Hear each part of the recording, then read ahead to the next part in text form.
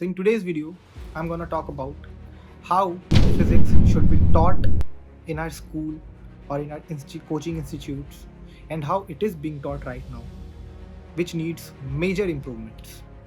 So this video is going to be my suggestion, my feedback to teachers and students so that they realize what improvements, what tweaks they can make in their teaching methodology so that student can understand about the subject in a much better way. That's it. No other intention is there in making this video. Okay, so let us begin. Since I was also an engineering student, I was an engineering aspirant, I joined a coaching institute and I observed so many things. And since when we are in class 11th and 12th, we also explore so many institutes, so many teacher videos and so many things which can help us in our preparation. Okay, so I have observed multiple teachers teaching physics. And since I was a student, I was very much upset that why physics is being taught like an English literature का subject, या why physics is being taught like a history का chapter.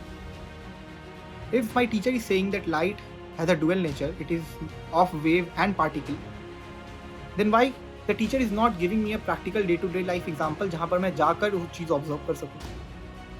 Because है तो examples. Physics is all about studying the reality, studying the physical world around us. तो जो भी चीज़ें हम फिजिक्स में पढ़ रहे होते हैं उन सबको हम रियलिटी में डे टू डे लाइफ में विजुअलाइज तो कर सकते हैं, बट टीचर हमें क्यों नहीं करवा रहे वो चीज़ विजुअलाइज.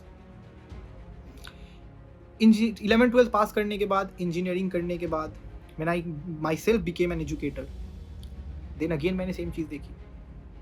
स्टिल फिजिक्स को वही लिटरेचर स्टाइल तरीके से पढ़ाया जा रहा है. बच्चों को कुछ समझ आ नहीं रहा, बच्चे कुछ विजुअलाइज कर नहीं पा रहे, इसीलिए बच्चों को इतना डिफिकल्ट लग रहा है सब्जेक्ट. बच्चों को क्या करवाया जा रहा है, थ्योरी को, चैप्टर को लिटरेचर के जैसा पढ़ा दिया जा रहा है, स्टोरी के जैसा समझा दिया जा रहा है. 10 फॉर्मूले जो उससे रिलेटेड है वो याद करवा दिए जा रहे हैं और उससे 100 न्यूमेरिकल करवा दिए जा रहे हैं अलग अलग बुक से और स्टडी मटेरियल्स. बट अगर मैं उस बच्चे को जिसने 100 क्वेश्चंस कर लिए हैं, जो टेस्ट में हमेशा 90%, 80% मार्क्स लाता है, उसमें मैं बैठा कर पूछूं कि बेटा बता इस रूम में कैपेसिटर कहाँ पर लगा है, तो वो बच्चा नहीं बता पाएगा. क्योंकि उसको ये तो पता है कि कैपेसिटर की टेक्स्ट बुक डेफिनेशन क्या है, बट उसको ये नहीं पता कि कैपेसिटर असली में दिखता कैसा है या कैपेसिटर की एप्लीकेशन रियल लाइफ में क्या है. And this is something which is really alarming to me. I don't know अगर आपके लिए अलार्मिंग है या नहीं, बिकॉज द वे फिजिक्स और any science subject should be taught is the way that we can correlate it with our day to day life.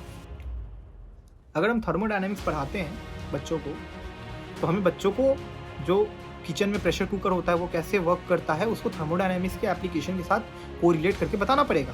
क्योंकि बच्चे day to day life में अपनी मदर को देखते हैं किचन में cooking करते हुए, तो जब वो दोबारा अपनी माँ को कुकिंग करते हुए देखें, प्रेशर कुकर पर राइस बनाते हुए देखें, तो उनको ये बात उनके दिमाग में स्ट्राइक करना चाहिए कि इसके पीछे क्या फिजिक्स है और सर ने जो हीट एंड टेम्परेचर के बारे में बताया था वो यहाँ पर कैसे अप्लाई हो रहा है. इससे साइंटिफिक टेम्परामेंट डेवलप होगा बच्चों में. इससे हमारे बच्चे आगे चलकर रिसर्च में जाएंगे, आगे चलकर साइंटिफिक इन्वायरमेंट बनेगी हमारी कंट्री में एक, जो कि अभी लैक कर रही है. और हमारी कंट्री को सख्त ज़रूरत है इस तरह की साइंटिफिक टेम्परामेंट की, जो हमारी यूथ में होनी चाहिए, because they are the future. बच्चे क्या करते हैं, बच्चे पूरी फिजिक्स पढ़ लेते हैं 11-12 की, बट उनको उनके आसपास जितनी चीज़ें होती रहती हैं उनको इसका भनक ही नहीं लगता कि उन्होंने जो पढ़ा है वही चीज़ उनके आसपास हो रही है. वो डेली साइकिल चलाते हैं, बट उनको ये बात पता ही नहीं है कि उनकी साइकिल में रोटेशन मोशन का क्या एप्लीकेशन है. क्योंकि कभी किसी टीचर ने इतनी मेहनत करी ही नहीं कि एक चक्का क्लास में लेकर आ जाए और उसको घुमा कर दिखा दें कि इसमें कैसे टॉर्क लगता है, कैसे सेंट्रीपिटल सेंट्रीफ्यूगल फोर्स लगता है, एक्सेट्रा. ज़्यादा टाइम भी नहीं लगेगा उसमें, और शायद उस चैप्टर को बहुत बेहतरीन तरीके से बच्चे समझ जाएंगे अगर आप बस इतना सा एफर्ट कर दो एक्स्ट्रा. और वो तो करना भी चाहिए, वरना कैसे, किस बात की टीचिंग एंड किस बात का टीचर. अगर वो बच्चे को सब्जेक्ट विजुअलाइज ही नहीं करवा पा रहा, तो फिर आप साइंस के टीचर नहीं हो, फिर आप इंग्लिश लिटरेचर के टीचर हो. You should introspect.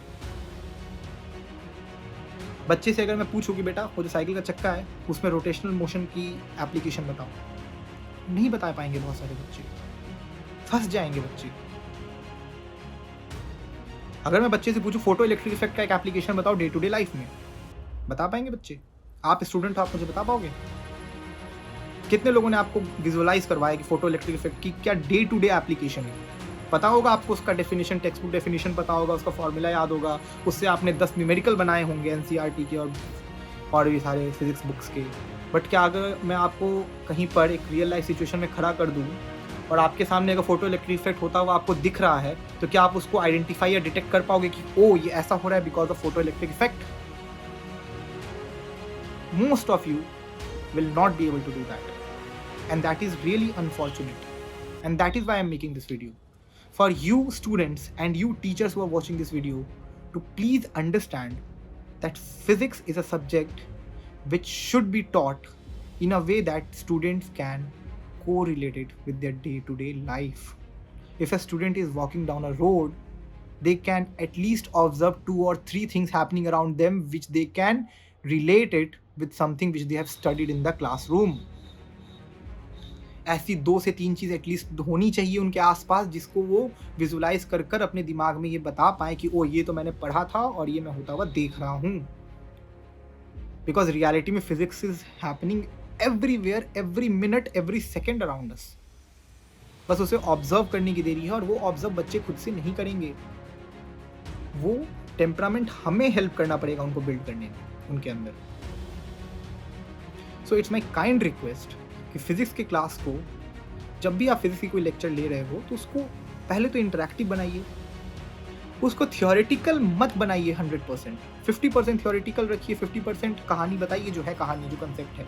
बट उस कंसेप्ट को फिर 50% टाइम ये भी निकालिए कि उस कंसेप्ट को रियलिटी से हम एक्सप्लेन भी कर पाएँ बच्चों को, रियलिटी से विजुअलाइज करवा पाए बच्चों को। कि अगर हम लाइट की डुअल नेचर पढ़ा रहे हैं, या फिर अगर हम डिफ्रैक्शन या अगर हम यंग्स डबल स्लिट एक्सपेरिमेंट की थ्योरी पढ़ा रहे हैं, तो डबल स्लिट एक्सपेरिमेंट की थ्योरी पढ़ाने के बाद वो डबल स्लिट एक्सपेरिमेंट करके दिखाए भी बच्चों को, वो अपैरेटस लेकर आए क्लासरूम में। 10 मिनट लगेंगे उसको डिज़ाइन करके, उसको मतलब ये पूरा अटैच करके उसको दिखाने में, या उस टाइप का कुछ भी जो उससे रिलेटेड हो, जो भी आपको ये बच्चों को विजुअलाइज करवाए कि light has a dual nature, ताकि बच्चों ने जो भी जस्ट थ्योरी पढ़ी है वो उसको विजुअलाइज कर पाए। उसके बाद देखना जिंदगी में नहीं भूलेंगे आपके बच्चे वो कंसेप्ट, और उनके लिए कितना आसान और कितना फन हो जाएगा ये सब्जेक्ट।